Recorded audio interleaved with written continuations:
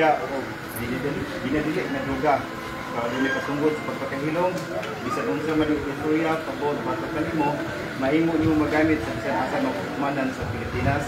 Arestado ang isang individual sa kanasang bypass operasyon ng mga operatiba ng Osamis City PNP sa Barangay Baybay, San Roque, Osamis City, Misamis Occidental nito lamang ika-19 ng Agosto taong kasalukuyan. Kinilala ni Police Lieutenant Colonel Harvey Villanosa, officer in charge ng Osamis City Police Station, ang suspect na si alias Daryl, lalaki, isang therapist at residente ng nasabing lugar.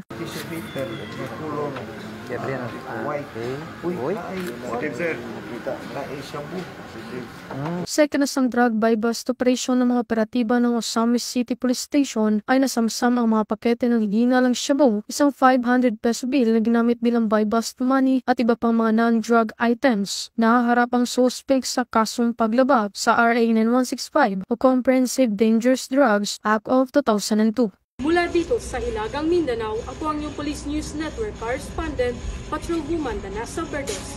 Alagad ng batas, taga-taguyod ng Balitang Pulis.